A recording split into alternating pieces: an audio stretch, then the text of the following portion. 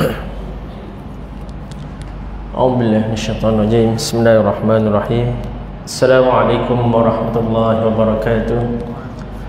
Alhamdulillah rabbil alamin. Wassalatu wassalamu ala asyrafil anbiya'i wal mursalin wa ala alihi wa sahbihi ajma'in. Subhanaka la ilma lana illa ma 'allamtana innaka antal alimul hakim. Wa la hawla wa la quwwata illa billahil aliyyil azim. اللهم افتح علينا حكمتك وانشر علينا من خزائن رحمتك يا ارحم الراحمين. ربنا اشرح لنا صدورنا ويسر لنا امورنا واحلل عقدة من لساننا يفقهوا قولنا. Alhamdulillah, masih pada sahabat saya Ustaz Abdul Hafiz selaku pengurusi ini, khususnya yang saya hormati sahibul fadilah Ustaz Dr. Muhaimin bin Mahmud selaku pengurusi surah Ar-Rayyan, ahli-ahli tafsir surau, Tuan Imam, Tuan Bilal, khususnya tuan-tuan rahmati Allah sekalian. Alhamdulillah, bersyukur kita kepada Allah Ta'ala masih lagi diberikan peluang, masih lagi diberikan ruang, masih lagi dipilih oleh Allah Ta'ala untuk hadir ke rumahnya, untuk sama-sama mengimarahkan rumahnya. Dan sementara kita menunggu solat Isya, kita duduk bersama untuk mendengar sedikit tazkirah yang akan saya sampaikan pada malam ini. Dan suka saya mengingatkan pada tuan-tuan, puan-puan, sebelum kita mulakan tajuk pada malam ini, saya menyeru kepada diri saya dan tuan-tuan sekalian, marilah kita sama-sama hadir berjemaah ke surau dan masjid kerana cukup besar pahala. Sebab itulah kita kena ingat, dalam Al-Quran Allah Ta'ala menyatakan, A'udzubillahi minasyaitonir rajim, innama ya'muru masajidallah man amana billahi wal yawmil akhir wa aqama as-salah wa ata az-zakah wa lam yakhsha illa Allah fa'asa ulaika an yakunu minal muhtadin. Sesungguhnya orang-orang yang mengimarahkan masjid Allah Ta'ala ini, itu siapa tuan-tuan? Man amana billah, iaitu orang-orang yang benar-benar beriman dengan Allah Ta'ala. Itu yang pertama sekali. Yang kedua, wal yaumil akhir, dengan hari akhirat. Maksudnya tuan-tuan, kita tahu bahawa Allah Ta'ala ini yang maha menciptakan makhluknya. Semestinya daripadanya lah kita dikembali, daripadanya kita datang kepadanya dan kita akan kembali kepadanya. Yang kedua, hari akhirat. Maksudnya tuan-tuan, yang mana yang kita akan tuju, the last destination kita nanti, disitulah hari akhirat. Dunia ini hanya sekadar sebagai tempat persinggahan kita. Kemudian disambung lagi, wa aqamas salah, iaitu mereka yang mendirikan sembahyang. Wa ataz zakah, mereka ini juga menunaikan zakat. Wa lam yakhsha illallah, dan mereka tidak takut, tidak gentar kecuali Allah Ta'ala. Fa'asa ulaika ayyakunu minal muhtadin. Mudah-mudahan dengan harapan mereka ini termasuk dalam golongan Allah yang diberikan hidayah oleh Allah Ta'ala. Sebab itu tuan-tuan, kita hari ini, saya tahu di hadapan saya ini tuan-tuan semua bekerja di Jabatan Kerajaan. Kita berada di Putrajaya, Pusat Pentadbiran Persatuan, yang mana kebanyakannya semua kita ni bekerja. Dan semestinya kita sibuk dengan tugasan kita, sama ada di pejabat dan juga tugasan rasmi kita. Dan kita ingat tuan-tuan, sebab apa?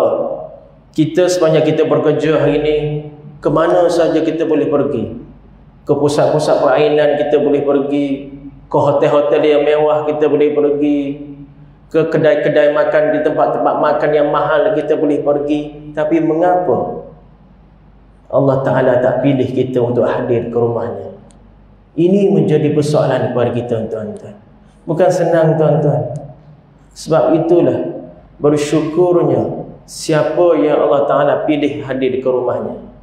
Kalau kita tengok pada hari ini, kalaulah jemputan daripada istana, kan, istana negara ke ataupun istana negeri ke, kalau kita dijemput, dihadir ke majlis bersama dengan sultan ataupun agung, kita cukup rasa bangga.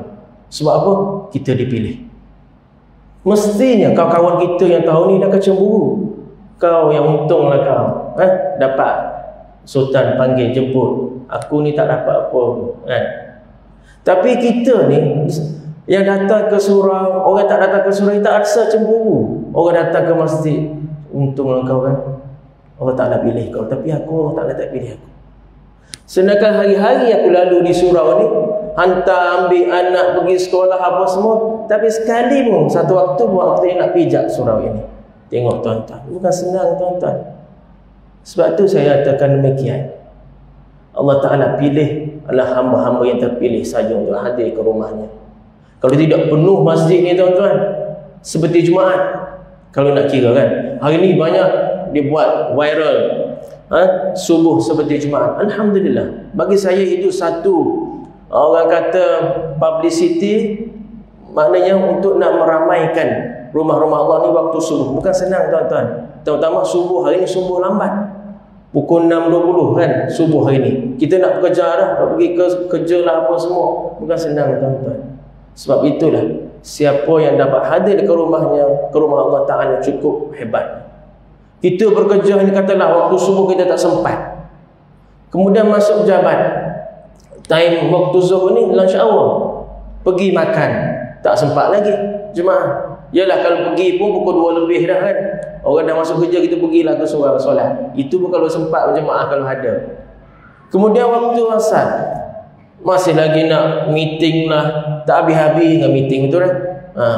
Lepas tu pukul 5 bekerja, nak balik ambil anak lagi. Masa bila lagi kita nak hadir ke rumahnya? Maghrib, yalah tuan-tuan kita ni ada anak semua, sibuk dengan nak menguruskan anak lagi. Tinggal lagi satu waktu lagi, Isyak. Itu pun kalau kita ni larat. Sebab tu tuan-tuan, carilah peluang, carilah masa. Sekurang-kurangnya satu waktu dalam satu hari itu cukup bagus untuk kita hadir berjemaah, daripada langsung kita tidak hadir ke rumah Allah Ta'ala. Sebab itu biar kita rasa dalam diri kita ni, ya Allah, kenapa Engkau tak pilih aku? Kena rasa macam tu, berdoa dengan Allah Ta'ala, pilihlah aku menjadi hamba-hamba-Mu. Sebab apa tuan-tuan? Kita ni, siapa yang dekat di hati, yang lekat dengan rumah Allah Ta'ala ini, di akhirat nanti dia mendapat satu keistimewaan di antara 7 golongan yang akan mendapat bayangan di bayangan Allah Ta'ala tadi. Tidak ada bayangan melainkan bayangan Allah Ta'ala sahaja. Allah Ta'ala akan melindungi salah satunya orang yang hatinya dekat dengan masjid. Subhanallah tuan-tuan. Itu keistimewaan tuan-tuan. Daripada 7 golongan itu, satu golongan yang orang yang hatinya dengan masjid, dengan Allah Ta'ala, akan berada di naungan Allah Ta'ala. Waktu itu orang kata cukup beruntungnya tuan-tuan. Sebab itulah tuan-tuan, usahalah, paksa diri kita untuk hadir ke rumah Allah Ta'ala. Begitu juga hari ni orang bagi alasan macam-macam. Saya ada anak, susah nak tinggal anak. Itu biasa alasan, terutama orang muda kan, masih lagi anak yang kecil bersekolah, susah nak tinggal tuan-tuan. Saya ingat surau-surau ni, saya tengok ramai anak-anak kita yang bermain di bawah, biarkan. Itu bagus bagi saya. Nama dia budak memang yang bising. Kalau orang tua duduk diam, biar bagi dia nak main, dia peluang. Sebab apa tuan-tuan? Ini sebagai latihan bagi dia. Mudah-mudahan suatu hari dia akan berlapis kita tuan-tuan. Sebab itulah pernah Sultan Muhammad Al-Fatih berkata, jikalau di masjid itu sudah tidak ada lagi kederangan suara anak-anak, tunggulah masa masjid itu akan tidak ada lagi orang. Tunggu. Sebab itulah kita jangan marah anak-anak kita, tapi kita tegur cara baik. Jangan marah, jangan halau, jangan cakap elok-elok dengan anak. Duduk elok-elok kan. Jangan kita halau dia. Bila kita halau dia, dengan lama-lama dia tak nak datang ke surau. Lama-lama dia tidak kenal surau. Sebab apa? Kita tadi yang buat dia macam tu. Biar dia main. Memang sifat budak macam tu. Kita hari ni, kita duduk cara macam mana nak didik supaya suatu hari nanti lagi ramai orang akan datang ke surau, mengimarahkan surau ini. Sebab itulah tuan-tuan, yang ketiga, jadikan kita sepanjang kita bekerja 5 hari, kemungkinan kita tidak sempat untuk hadir kuliah maghrib ataupun kuliah-kuliah lain. Jadikan hari Sabtu ni sebagai hari mencari ilmu, menuntut ilmu. Itu bagi kita, bagi saya. Dan hari Ahad carilah sebagai hari keluarga kita. Maksudnya tuan-tuan, biar ada satu hari ni kita nak mencari ilmu untuk kita, bekalan kita. Kalau tidak ada langsung, bila masa kita nak belajar lagi tuan-tuan? Hari Ahad family time, itu hari keluarga kita. Maka biar ada sekurang-kurangnya ilmu yang kita akan bawa suatu hari nanti. Sebab ilmu ni bukan semua orang dapat. InsyaAllah saya akan sampaikan sekejap lagi apa persiapan kita, persediaan dari segi sudut psikologi untuk nak berhadapan dengan bulan Ramadan Al-Mubarak.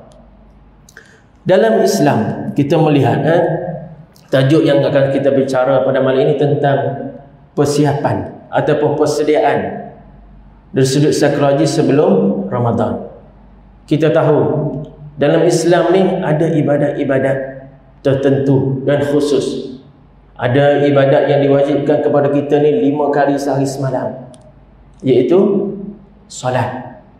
Ada ibadat yang diwajibkan sekali dalam seminggu, iaitu solat Jumaat. Ada ibadat yang diwajibkan sebulan dalam setahun, iaitu puasa. Ada ibadat yang diwajibkan sekali dalam setahun, iaitu zakat. Dan ada juga ibadat yang difardukan kepada kita sekali seumur hidup, iaitu haji. Nak cerita pada kita tuan, rahmatnya Islam ni tuan-tuan. Bukannya hari-hari kena pergi kena berpuasa sebulan dalam setahun. Bukan hari-hari kena pergi solat seperti solat Jumaat. Kalau diwajibkan, saya rasa memang ramai tak akan datang. Itu pun sekali dalam seminggu Allah Ta'ala fardukan kepada orang lelaki untuk hadir ke rumahnya sekurang-kurangnya tuan-tuan. Biar adalah perasaan tu nak datang ke surau, biar ada perasaan tadi nak datang ke masjid. Kalau sekiranya solat Jumaat ini fardu kifayah, katakanlah nescaya Imam Bilal cukup. Sebab apa fardu kifayah? Fardu kifayah ni siapa buat lepas orang itu kan. Tapi solat Jumaat ini merupakan fardu ain, wajib. Sebab itulah orang semua hadir. Ini di antara syiar Islam yang mana Allah Ta'ala tetapkan supaya apa tuan-tuan? Islam ini adalah sebuah agama yang mengajak perpaduan, mengajak kebersamaan. Saya pernah membaca satu artikel tentang macam mana seorang perisik Israel. Ini kita cerita pasal Israel lah kan. Yang lama dah dia buat risikan. Dia buat risikan lama, dia melihat kan. Bila dia balik ke dia punya camp dia lapor kepada ketua dia. Dia kata, kita tidak akan gentar pada orang Islam. Tanya ketua dia, kenapa? Sebab apa dia buat risikan? Subuh mereka, selagi mana subuh mereka tidak penuh seperti Jumaat, kita tidak akan takut pada Islam. Kita jangan risau. Betul. Apa yang ini telah lama dia buat risikan. Bukan tahun lepas, bukan 23 tahun dulu lagi. Dia kata sebab apa? Orang Islam ni selagi subuh tak penuh seperti Jumaat, kita tidak akan takut. Dia hari ni hidup bising-bising sekejap 2-3 bulan dia boykot, lepas tu dia beli balik barang kita. Dia buat solidarity, dia buat memorandum, dia buat semua dia tunggu lepas balik tidur subuh tak bangun pun. Apa kita nak takut? Dia tidak ada kekuatan dalaman. Macam mana dia nak mahu angkat senjata? Angkat selimut 1 kilo tak sampai pun tak mampu. Macam mana nak angkat senjata? Itu tuan-tuan. Sebab tu Israel tidak gentar orang Islam hari ini. Sebab selagi mana subuh tidak penuh seperti solat Jumaat, mereka tidak akan gentar. Hari ni kita pergi gymnasium, angkat besi 2-3 kilo, tapi nak angkat selimut tak sampai 1 kilo, kita tak mampu tuan-tuan. Sebab lemahnya kita. Kenapa Brigade Al-Qassam itu dia berani lawankan hari ini sampai ke 100 hari lebih hari ini masih lagi Gaza dipertahankan, sehingga kan malu Israel tidak boleh jajah lagi takluk Gaza sebab kekuatan mereka cukup hebat tuan-tuan. Brigade Al-Qassam ini bukan senang.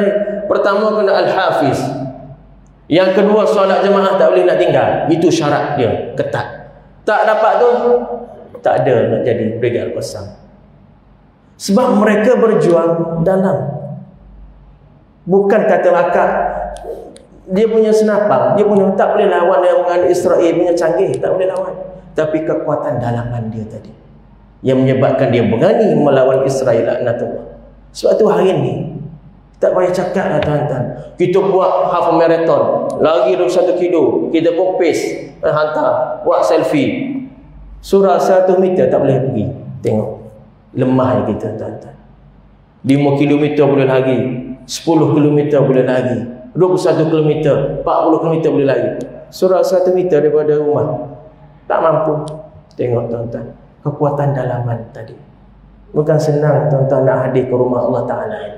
Kalau Allah Ta'ala tak bagi kekuatan kepada kita, maka bersyukurlah kita. Allah Ta'ala pilih kita tadi untuk hadir ke rumahnya. Dan dalam majlis ilmu ni tuan-tuan, tuan-tuan duduk hari ni, duduk dalam aircon lagi tuan-tuan, saya rasa tak ada berkibah lagi panas, betul kan? Berbanding dengan orang pergi konsert kan? Duduk dalam majlis ilmu ni tuan-tuan, duduk selesa, bersila boleh, ada kursi, boleh nak menyandar, boleh kan. Lepas tu lepas ni kemungkinan ada jamuan lagi, tak kena bayar apa-apa tuan-tuan.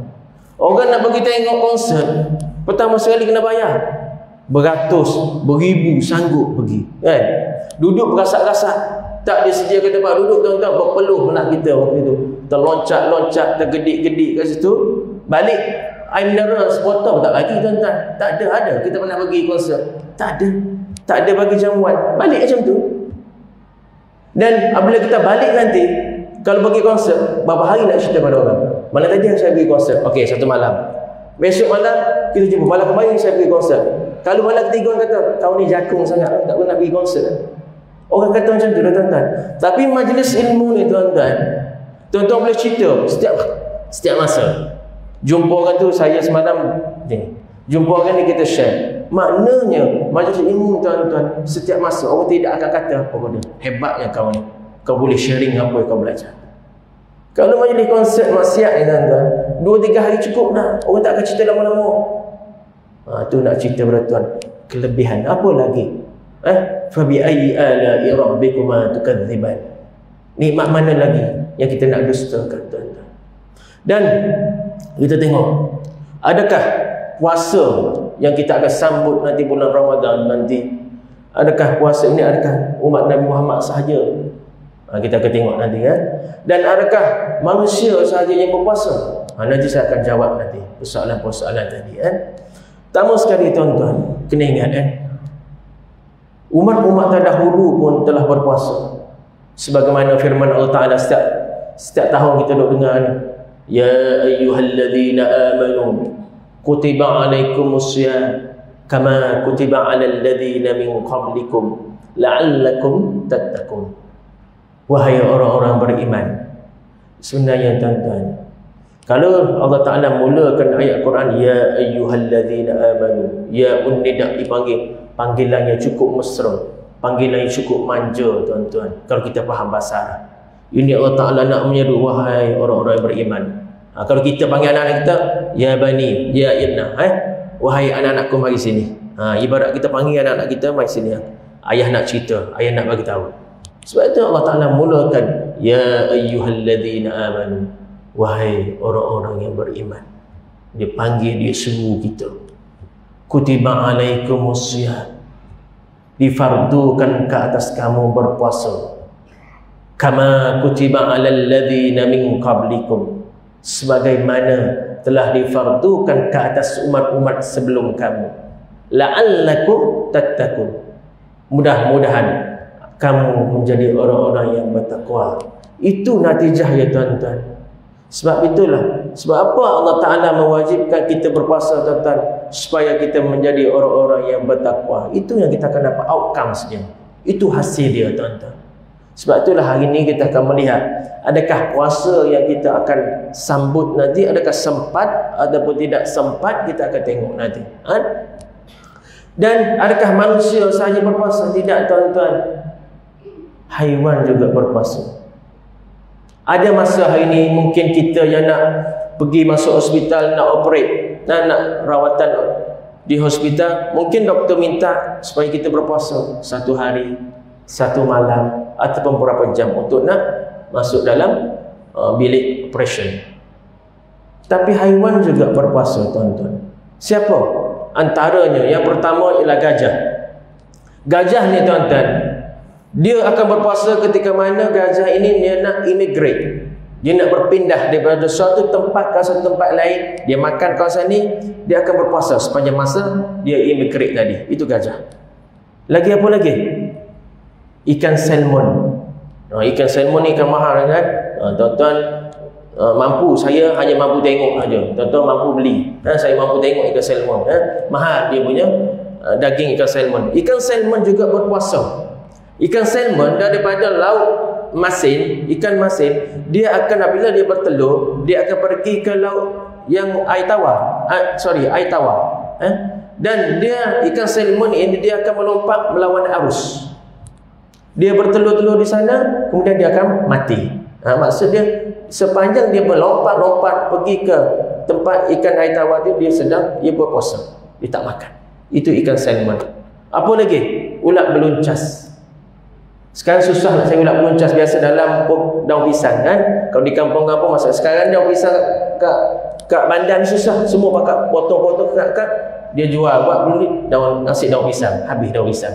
Kalau kat kampung dulu ada ulat beluncas masuk dalam daun pisang kan, dia akan duduk dalam tu selama mana tu dia berpuasa sehingga keluar menjadi ramu-ramu yang cukup cantik. Itu ulat beluncas. Apa lagi haiwan lain? Penguin. Penguin jantan. Ketika mana penguin betina ini dia akan bertelur. Kemudian penguin betina ini akan masuk ke dalam laut, dia akan mencari makanan. Mungkin 3-4 hari. Siapa akan jaga telur dia ni? Iaitu penguin jantan. Setianya tuan-tuan penguin jantan dia duduk situ sampailah penguin betina datang bawa makanan untuk dia. Selama mana tak balik, dia tidak akan pergi rumah penguin betina lain. Tak ada, dia tak cari. Maksudnya kalau kita hari ni kita bagi di sini, kita pergi cari makan, kita kata lama je mak kau pergi buat makan, kau jual makan, betul tak? Pergi sejam 2 jam tuan. Ini 3-4 hari dia masuk dalam laut, dia pergi cari makan, dia balik semula, dia bawa makanan itu, bagi makanan kepada penguin jantan tadi untuk nak menjaga telur dia tadi sehingga menetas. Apa lagi haiwan lain tuan-tuan? Ayam betina. Saya ingat kat sini pun tak ada Putrajaya ni ayam. Kat kampung banyak kan. Ayam betina cukup sama juga. Dia akan berpuasa. Kalau dia tak puasa, dia pergi makan kan, nescaya telur dia akan rosak, busuk.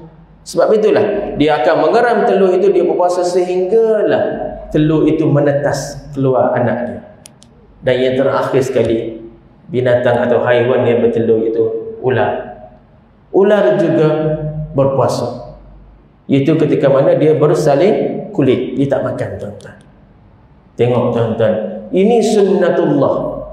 Allah Ta'ala telah menentukan setiap makhluk dia, sama ada manusia dan juga haiwan juga turut berpuasa. Tengok tuan-tuan, hikmah Allah, hebatnya Allah Ta'ala ni telah menentukan haiwan-haiwan tersebut berpuasa. Maka kita ni, manusia ni, kalau tak berpuasa ni malu tuan-tuan. Malu pada gajah, malu pada tadi yang saya sebut ayam betina, malu pada ular, malu pada penguin sebab tak puasa. Mereka boleh puasa berhari-hari, berbulan-bulan, berminggu-minggu lamanya untuk nak menahan tadi.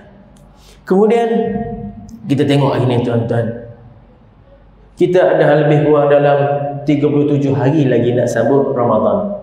Sekarang bulan Rajab, kemudian Syaban, dan barulah kita akan masuk Ramadan. Kita ada hampir lebih kurang 37 hari ni, tak lama tuan-tuan. Kalau mengikut ulama menyatakan, kalau kita nak betul-betul beramal di dalam bulan Ramadan nanti, kena buat 40 hari sebelum Ramadan. Bukan masa bulan Ramadan kita nak buat tuan-tuan. Kita katalah kita tunggu Ramadan nak beramal, confirm kita tak akan buat. Sebab kita tidak dilatih lagi sebelum tu. Sebab tu ulama menyatakan 40 hari sebelum Ramadan kena buat dah. Kejap lagi saya akan cerita kenapa amalan-amalan yang kita kena laksanakan sebelum masuk Ramadan. Sebab Ramadan ini tuan-tuan bukan 10 hari, bukan 7 hari, bukan 15 hari, 1 bulan 30 hari, maraton. Banyak ujian yang kita akan lalui nanti tuan-tuan. Sebab itulah bermulanya saat ini, bermulanya hari ini, bermulanya malam ini, kena start buat amal dah.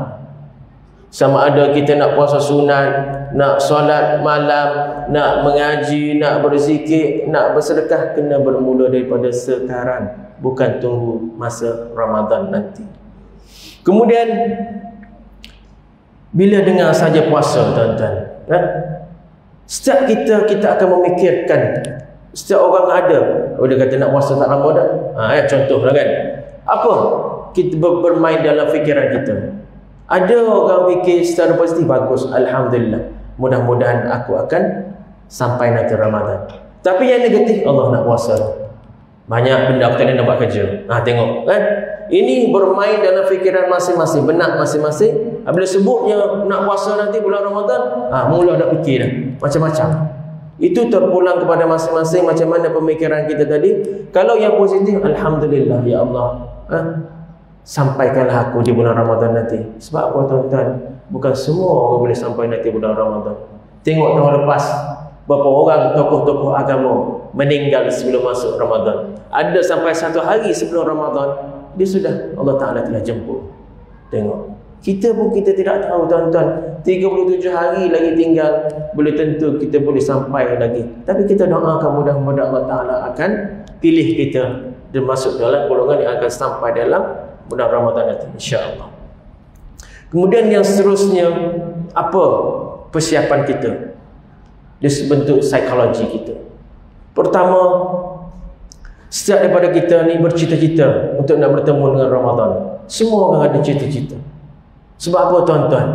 Sebab kita tahu Ramadan ini merupakan bulan yang Allah Ta'ala muliakan. Bermacam-macam kelebihan yang ada di dalam bulan Ramadan. Yang kedua, persediaan di sudut mental, emosi dan fizikal, supaya kita tidak tewas apabila kita berada di dalam Ramadan nanti. Maksudnya, tuan-tuan, sebab tu saya sebutkan tadi, dalam bulan Ramadan ini kita ada 30 hari marathon. Ramadan bukan 10 hari, Ramadan bukan 15 hari. Sebab tu ia makan masa yang cukup hebat. Sebab tu orang yang nak puasa bulan Ramadan ni, dia kena kental, dia kena kuat dari segi emosi dia, dari segi fizikal dia, dari segi bermacam persediaan yang kena ada. Sebab tu kita tengok hari ni kan, pada permulaan 10 Ramadan penuh surau. Okey, katalah penuh surau kita ni 10 Ramadan pertama. Bila masuk 10 Ramadan yang kedua, dia dah jadi separuh. Tengok, dah ramai dah separuh dah tewas tadi. Bila dah sampai yang tadi 3 terakhir, fasa yang ketiga 10 Ramadan terakhir, tinggallah 2 saf. Tengok, ini yang benar-benar yang tengok, tuan-tuan. Sebab tu saya katakan tadi, ramai yang akan tewas dalam bulan Ramadan. Sebab apa? Kita tak mula daripada sebelum Ramadan. 40 hari sebelum Ramadan kita kena mula dah, tuan-tuan. Macam mana nak sambut Ramadan nanti? Masa tu nak ibadat tak sempat. Sebab tu orang kata, alah bisa tegal biasa. Sebab kita dah rutin hari-hari dah buat, tak ada apa dah masuk Ramadan. Cuma tambah puasa saja setiap hari. Yang lain kita dah buat sembahyang banyak, kita dah mengaji banyak, kita dah buat sedekah, kita dah berzikir, kita dah beristighfar, kan? Bermacam-macam kita dah buat sebelum ini. Maka bagi kita tidak ada apa dah, biasa. Masuk Ramadan, cuma kita kena menyesuaikan masa kita itu saja untuk nak berbuka saja dengan bersahur. Yang lain kita boleh buat, tak ada masalah. Katalah tarawih boleh buat 20, jalan. Ni kadang-kadang 8 pun kita dah tersengguk-sengguk penat. Sebab apa? Kita lemah, kita sudah tewas waktu itu.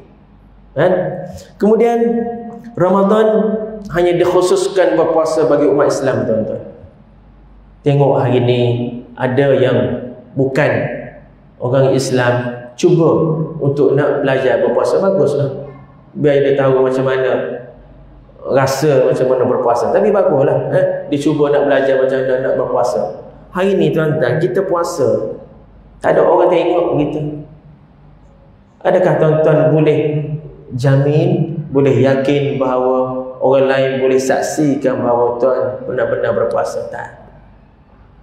Katalah kita berpuasa, start puasa daripada subuh sampai ke maghrib, lebih kurang hampir 13 jam. Adakah sepanjang 13 jam tu orang perhati puasa kita? Tak ada CCTV pun tengok. Betul-betul masuk dah tandas, masuk bilik preliminary, orang tak tahu. Sebab itu berpuasa ni ibadat yang tak nampak. Orang solat kita nampak dia semayang. Pergi haji, kita nampak pergi ke Mekah, nampak dia buat. Dia bayar zakat, pergi ke mana-mana pusat zakat, apa dia bayar zakat. Tapi puasa, tidak ada seorang boleh jaminkan bahawa dia tu betul-betul puasa. Tidak ada orang, kecuali Allah Ta'ala sahaja yang boleh memberi balasan kepada orang yang berpuasa, tuan-tuan. Itu hebatnya puasa. Kalau kita hari ni, tuan-tuan, kita berpuasa, kita bersahur pagi, katakanlah kita ni tak kuat iman kita, kita boleh minum ya, tuan-tuan. Kat rumah kita, kalau kita bercuti, kalau tak ada orang nak minum air, tak ada orang marah. Tapi disebabkan takwa, kita takut Allah Ta'ala yang melihatkan kita. Kita takut je. Sebab Allah Ta'ala yang maha mati melihat kita. Sebab kita takut. Walaupun air di depan kita itu macam-macam air. Air bandung ada. Kita habis masa buka puasa semalam. Air bandung, air sirap, air dari cikang. Macam-macam jenis air dah ada. Katira, tak katira. Nak minum boleh ya. Tapi disebabkan ketakwaan kita tadi, kita tak minum. Tapi adakah siapa yang boleh jamin hari ini kita berpuasa? Tidak ada orang, tuan-tuan. Kecuali kita dengan Allah Ta'ala sahaja. Allah Ta'ala yang maha melihat. Adakah benar-benar kita ni berpuasa tadi? Kemudian puasa ni amat penting untuk kesihatan diri, terutamanya nak menjaga perut kita. Sebenarnya kita ni dalam setahun ada 12 bulan. Bagilah 1 bulan perut kita ni rest, tuan-tuan. Kita bagi rehat kepada perut kita ni, untuk bagi dia rehat sekejap 1 bulan. Tapi dalam 1 bulan lepas maghrib kita balun cukup-cukup kan, sehingga penat perut kita ni nak bekerja. Dah rehat 13 jam, tapi dah masa buka puasa tu semua kita makan. Murtabaknya, roti johnnya, macam-macam lagi jenis. Nasi goreng macam-macam jenis, air macam-macam.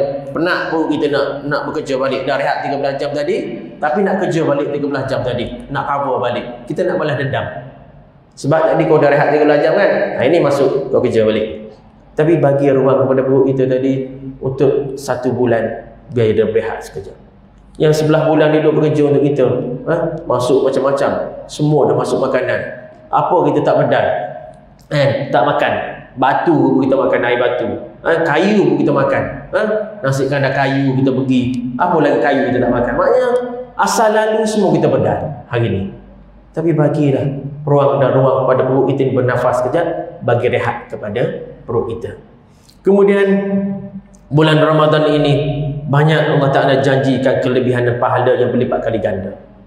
Tuan-tuan, tidak ada bulan yang istimewa kecuali bulan Ramadan sahaja yang Allah Ta'ala bagi. Orang kata kalau kita hari ni sale lah, promosi yang cukup hebat di bulan Ramadan ini. Tapi kena ingat, jangan kita menjadi hamba Ramadan. Sebab apa saya katakan hamba Ramadan tadi? Masa bulan Ramadan ni kita semayang, kita buat ibadat macam-macam tadi kan. Bila masuk je bulan Syawal, nak puasa 6 hari pun kita tak mampu. Tengok. Sebab tu bulan Ramadan ini, University of Ramadan ini mentarbiah kita sebenarnya, tuan-tuan. Nak melihat adakah kesan daripada kita berpuasa sepanjang bulan Ramadan memberi kesan selepas pada tu. Tuan-tuan, kita puasa sitam min Syawal. Maksud dia Nabi sebut kan, summa atba'u sitam min Syawal. Kemudian mereka selepas pada tu diikuti dengan 6 hari di bulan berpuasa di bulan Syawal. Tuan-tuan, berapa ramai hari ni tak ada boleh nak puasa. Betul, sunat. Tapi pahalanya kasyamid dahri, seolah-olah dia berpuasa sepanjang tahun. Besar pahala berpuasa-puasa sunat. Tapi hari ni, tuan-tuan, hari ni kata hari kerja, open house di pejabat. Nak puasa macam mana, betul kan? Kita biasa start nak puasa ada hari ke-7 seterusnya. Kata dah start masuk kerja, nah, bahagian tu dah buat open house. Kita ada 10 bahagian. Kata dia punya jabatan kita. Esok bahagian lain pula. Sampai satu Ahad, rumah member pula open house. Memanjang berpuasa kan. 6 hari je, tuan-tuan. Kenapa Ramadan 30 hari kita boleh puasa, 6 hari di bulan Syawal kita tidak mampu nak puasa? Itu cabaran sebenarnya. Sebab orang Melayu ni, dia kalah apa? Kalau ada sate, ada rendang, ada lemang, habis. Dia sanggup buka puasa. Kalau ada 3. Ini nak makan open house. Kalau tak ada 3 benda ni, orang kata tak cukup. Kata bukan open house. Bunyi sate, sanggup tak puasa? Tak apalah, tunggu esok. Esok bahagian lain pula, kau duduk pejabat. Lepas tu hari Minggu, rumah kawan ni lagi, rumah kawan, sampai masuk Zulkaidah pun kita masih lagi buat open house. Sebab tu tuan-tuan, kita kena ingat, nak berpuasa 6 hari di bulan Syawal bukan senang. 6 hari kita sebut, sebab tu ini berbalik sebenarnya daripada mental dan fizikal kita tadi. Sebab tu mak ayah kita dulu, dia sanggup hari kedua tu dia dah start puasa dah. Kalau mak datuk nenek kita dulu kan, hari kedua dia start puasa, tak apalah anak-anak balik pun biarlah. Nak makan-makan, tengok cabaran tuan-tuan. Bukan senang nak puasa 6 hari ni. Itulah Allah Ta'ala akan melihat cubaan yang pertama. Kau lulus tak lulus University of Ramadan 30 hari yang aku telah sebut sebelum ni. Baru kita tahu bukan senang tuan-tuan nak puasa ni. Kalau bukan semua puasa, kita duduk tengok kawan-kawan tu duduk makan aish. Kita mula aish dah, try sikit, esok pula puasa. Lama-lama 5 hari sempat puasa, 1 hari tak cukup. Tak kira tuan-tuan, selagi mana tak cukup 6 hari, tak ada puasa 3 hari dapat separuh, setengah, tahu tak ada. Selagi mana tak cukup 6 hari, selagi itulah pahala tak sama seperti kita berpuasa sepanjang tahun. Seterusnya, dalam bulan Ramadan ini macam-macam ujian. Antaranya tuan-tuan, bazar Ramadan. Ini yang kita kalah. Putrajaya ni banyak kan? Kat sini Presiden ada? Tak ada. Presiden 2 biasa. Presiden 2 ataupun di jabat-jabat kementerian sekarang sudah ada jual berniaga kan? Ini kita kalah tuan-tuan. Nak balik bawa RM10 tak cukup ini. Anak kata ada 4-5 orang. Setiap anak ada air masing-masing. Air sekarang RM5-6 satu air. Tuan-tuan bayangkan, membazir. Beli air tu ke anak pertama, anak kedua air ni. Balik ni semua letak kat depan ni. Sebenarnya anak-anak kita ni minum air ni tak nak makan puasa. Kita beli roti john, beli murtabak, beli nasi tu, nasi biryani lah, nasi minyak lah, macam-macam. Last sekali buang saja. Pembaziran. Sebab apa? Kita lapar. Apabila dah lapar, tuan-tuan semua nak makan, betul kan? Tapi apabila masuknya air dalam tekak kita, basah tekak, tak nak apa? Air kita nak. Habis kan duit kita RM50, RM60, RM100. Ada sampai RM100 yang belanja untuk nak beli di masa Ramadan. Dan bulan Ramadan itu macam-macam jenis juadah ada. Yang tidak ada di bulan lain, bulan Ramadan ada. Antaranya kuih apa? Kuih haiwan pun ada. Kubah, apa tu? Kebab, apa tu panggil dulu? Kubah guling. Dalam bahasa Jerman panggil kubah guling. Apa lagi? Tahi itik, tahi ayam, semua dijual. Kan? Macam-macam jenis. Kampung kita tak pernah ada, tiba-tiba ada kat sini. Bulan Ramadan nak cerita pada kita ni, macam-macam juadah ada. Yang tidak ada di bulan lain, dalam bulan Ramadan ada. Itu cabaran bagi kita, ujian bagi kita, tuan-tuan. Nak rasa tak apa, boleh nak rasa. Sebab dah lama tak rasa. Tapi jangan sampai dia menjadi satu pembaziran bagi kita. Sebab kena ingat, kita buka puasa, lepas isyak kita nak bertarawih. Kalau perut dah kenyang, dia akan jadi menguap, akan mengantuk dengan sendiri. Kalau dah mengantuk, ambil batal, tidur tuan-tuan. Tak ada tarawih kita malam tu. Sebab itulah tuan-tuan, kena ada persiapan, persediaan yang terawal kita. Makan boleh tuan-tuan, tapi biar berpada-pada. Adakah makan tadi menyebabkan kita jadi kenyang dan kita tidak mampu untuk nak melaksanakan ibadah-ibadah di malam hari nanti. Nak bangun tahajud lagi susah. Sebab perut dah terlalu kenyang. Apabila perut dah banyak bekerja, badan akan jadi penat. Apabila dia badan penat, tidur je apa dia tuan. Hari pertama tak apalah bagi can. Hari kedua, hari ketiga, lama-lama baik tak payah pergi. Dia tak ada dah. Dia sudah moralless. Dia tidak ada motivate untuk datang ke surau. Nanti kan datang 15 Ramadan nanti orang kata, baru nampak tiap tangga surau ke? Kena perli lagi. Dulu tak nampak, sekarang pun nampak. Contoh. Dia macam-macam akan ada ujian-ujian tadi kan. Kita baru datang surau, orang dah tengok atas bawah. Ni baru pindah sini kan. Contoh. Ayat-ayat perli ni biasa. Sedangkan dia tahu dia dah lama dulu sini, tapi dia malu nak datang. Tapi baru nak start tuan-tuan. Sebab tu kita ni orang surau ni, orang yang baru nak datang surau, kita welcome. Jangan kita duk tengok pandang ni kiri, tengok kiri ni. Jangan. Dia jadi malu. welcome dia, terima kasih, datang surau, sesama kita imarahkan. So seolah dia ada participate di situ, oh aku ni orang duk perhati kat aku. Ibarat biar rasa dia tu diberi perhatian di antara di tempat kita ni. Jangan duk pelik, baru pindah esok dah datang. Salah siapa? Salah kita. Kita kalau boleh nak supaya penduduk kat sini hadir ke rumah Allah Ta'ala, kita berjiran di dunia dan di akhirat di syurga juga kita akan menjadi jiran bersama. Itu yang kita nak. Bukan setakat kita berjiran di dunia, tapi di dalam syurga juga kita akan berjiran.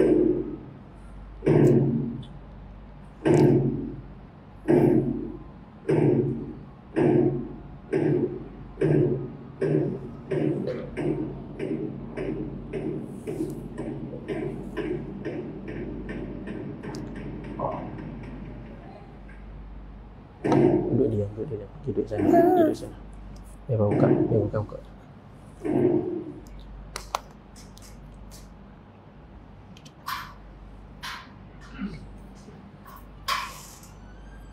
Dah. Duduk.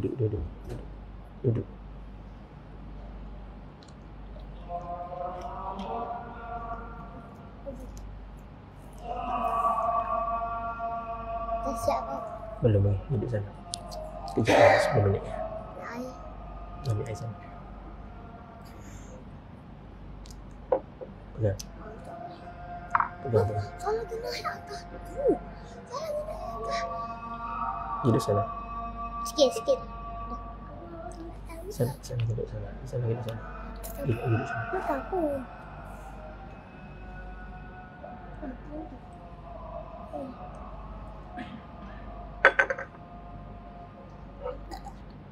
Duduk sana. Apa? Duduk sana.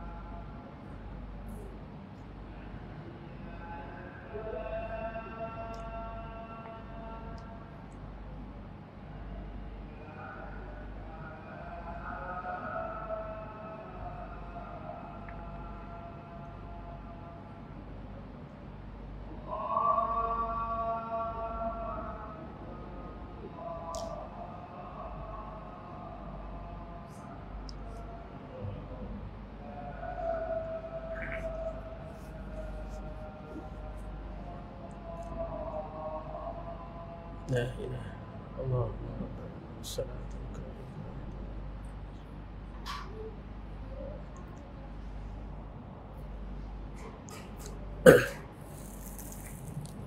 Kita sambung sikit 10 minit macam tu. Okey, apa tindakan kita tuan-tuan yang kita kena buat?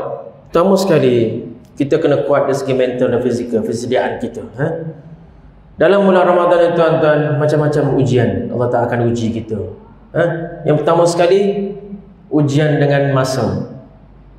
Kita nak kejar masa, nak sampai pejabat kalau boleh sebelum masuk dia 7.30 ataupun sebelum pukul 8 nak balik awal. Masa nanti bulan Ramadan nanti dia akan kurangkan rehat setengah jam, boleh balik awal setengah jam.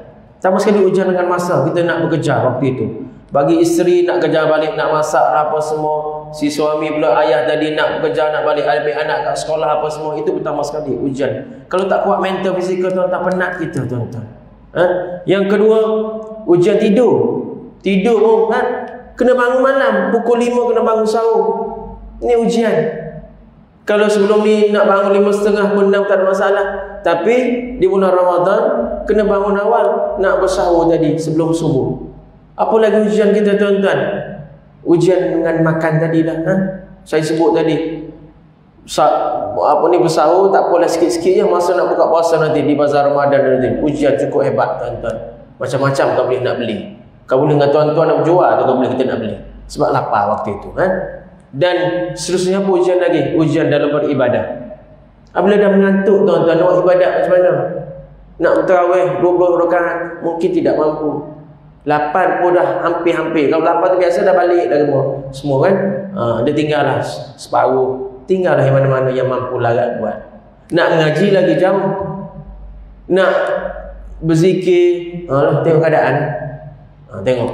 Ini ujian-ujian yang kita akan tempuh nanti di bulan Ramadan, tuan-tuan. Seterusnya, apa lagi? Qada puasa. Mana yang belum habis lagi qada, silakan. Jangan tunggu sampai Sya'ban 10 hari nak Ramadan, baru terhegeh-hegeh nak cepat-cepat nak ganti. Kena sekarang. Siapa yang belum habis lagi qada Ramadan tahun lepas, kena ingat tuan-tuan, kita tidak tahu kemungkinan ujian-ujian yang Allah Ta'ala akan bagi.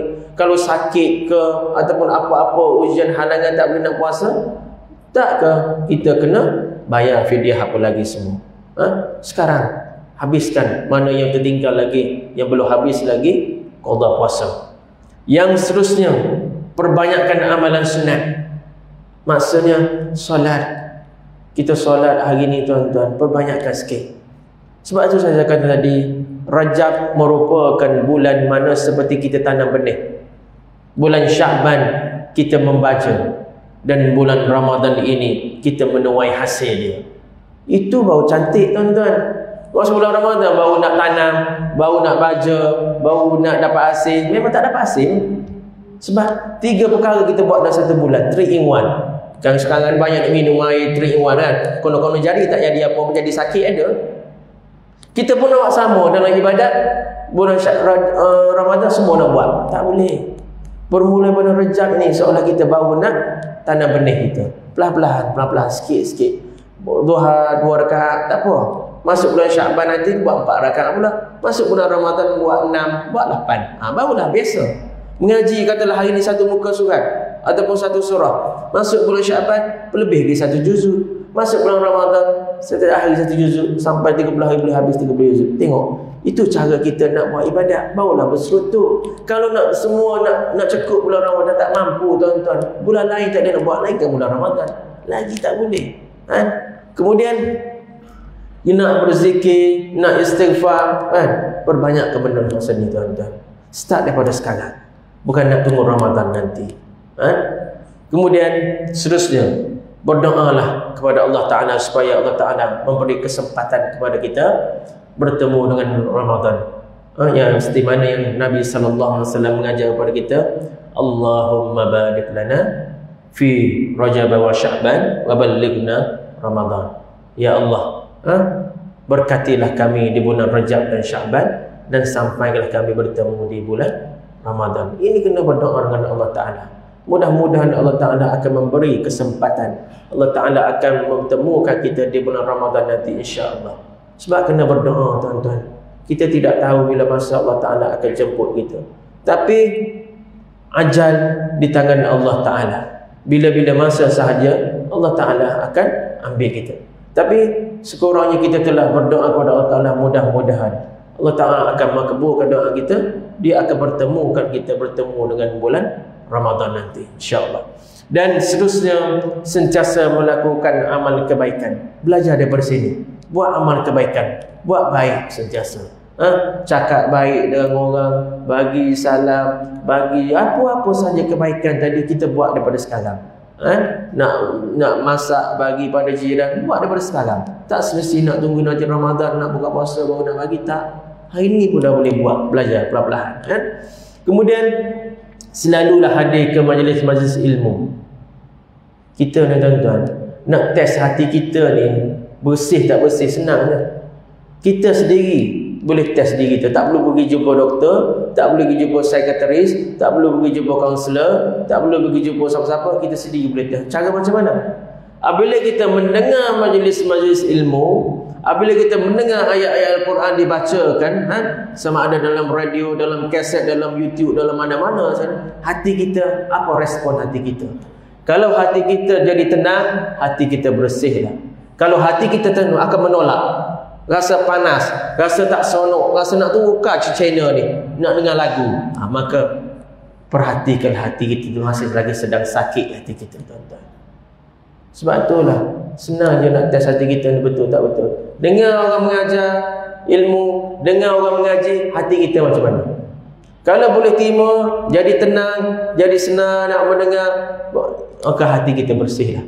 Tapi kalau lah rasa panas, rasa nak tukar, rasa nak keluar, tak nak dengar, nak tukar channel, maka berhati-hati dengan hati-hati kita tadi.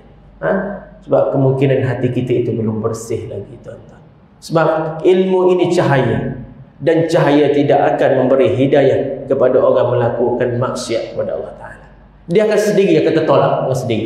Sebab cahaya tidak akan menerima bekas yang kotor, bekas yang ada hati-hati yang hitam tadi. Dia sendiri akan tertolak dengan sendiri. Dan sendiri dia akan respon pada diri kita tadi, rasa tak senang, rasa panas, rasa tak selesa. Kita sendiri akan rasa macam tu. Dan yang terakhir sekali, kurangkan perkara hiburan dan melalaikan. Ini banyak tuan-tuan kita hari ni. Balik surau, tengok Astro. Malam besok kan ada tak dia punya rancangan dalam Astro tu. Perkara-perkara yang melalaikan kita. Sedangkan ni dekat nak puasa nanti dah ada nak buat konsert dah. Tengok. Mufti tegur tak boleh. Dah sekali mufti minta maaf. Tengok tuan-tuan. Di mana darjat seorang agamawan telah macam tu diperlekeh macam tu. Sebab tu tuan-tuan kita tengok hari ni kan, ulama-ulama dihina, ulama-ulama dicaci. Kalau sekiranya ulama-ulama dihina, dicaci, kita nak ambil siapa lagi nak jadi sebagai orang boleh kita buat panduan, tuan-tuan? Naklah kat artis ke yang menyanyi hari-hari? Kita mati nanti biar dia lah sembahyang untuk kita. Kita mati nanti biarlah baca talqin untuk kita. Kita mati nanti biarlah dia yang mengaji untuk kita. Tak ada, tuan-tuan, dia tak akan datang pun. Tapi masa kita hidup, kita hina ulama, kita hina agamawan, kita kata macam-macam. Tapi masa mati, kita nak supaya dia orang yang datang sembahyang untuk kita, betul kan? Maka masa hidup jangan kita hina mereka. Saya tengok dalam media sosial, kita baca pun tak sanggup. Dia kata pada ulama seolah-olah dia tu lebih alim daripada ulama tadi. Tuan-tuan kena ingat, orang bukan Islam, dia akan bertepuk tangan.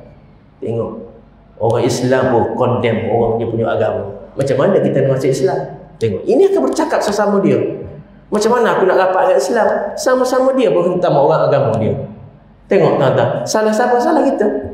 Kita yang membuka aib sesama sendiri, kita yang condemn sesama sendiri. Last sekali orang Islam makin jauh dengan agama kita. Jangan salahkan mereka.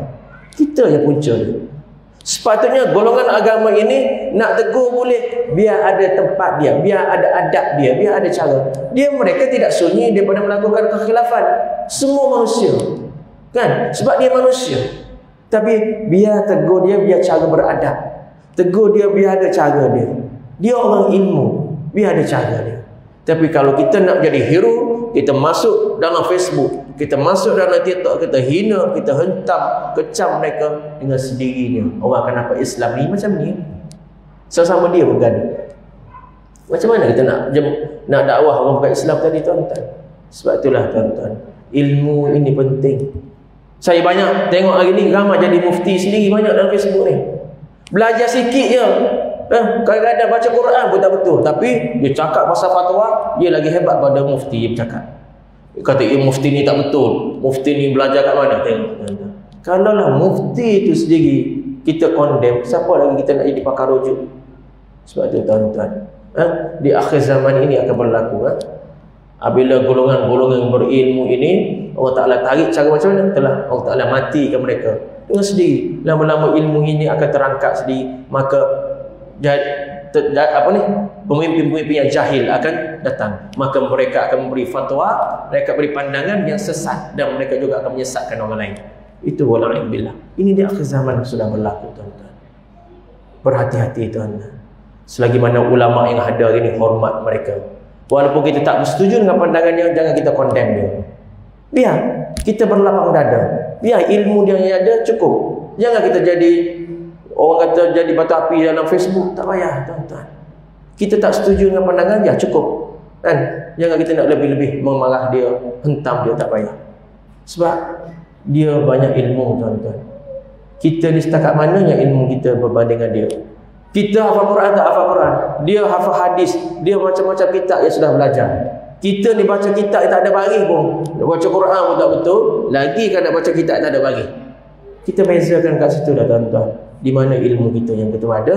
Mudah-mudahan ini yang kita nak, supaya kita nak mengangkat golongan-golongan agama. Siapa lagi kalau kita sendiri tak mengangkat golongan agama tadi? Adakah kita nak harapkan artis-artis yang akan mengajar kita? Tak, tuan-tuan.